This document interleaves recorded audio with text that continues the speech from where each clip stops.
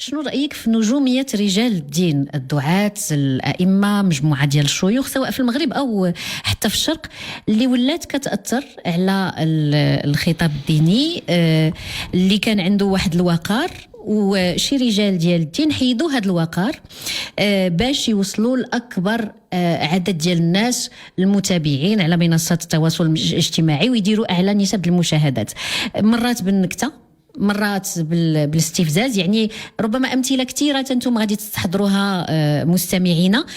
شنو رأيك الشيخ القزابري في هذه الظاهرة هذه؟ أنا عندي فلسفة خاصة في مسألة النجومية. أنا بالنسبة لي عندي النجوم وهم أصحاب رسول الله. أصحابي كالنجوم، وإن كان الحديث فيه مقال من ناحية الصناعة الحديثية، فهم نجوم، لأن من خاصية النجم أولا العلو والإشراق والدلالة على الطريق وعلامات، وبالنجم هم يهتدون. فأما الآن أصبحت ممتهنة هذه كلمة النجومية، أصبحت مبتدلة. كل نجم، لا، النجم هو رسول الله صلى الله عليه وسلم، هو الشمس، هو السراج المنير، وأصحابه هم النجوم. فكل من يدعو الناس إلى خير ينفعهم في دينهم وفي دنياهم فهو يستحق هذه الصفة نجم.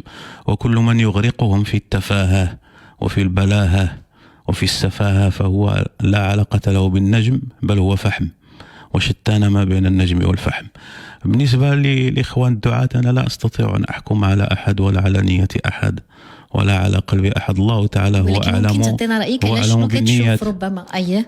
والله ما هناك يعني ألوان وأشكال من الإخوان الدعاة، فيهم الصالحون وفيهم الخيرون وفيهم الصادقون ومنهم دون ذلك.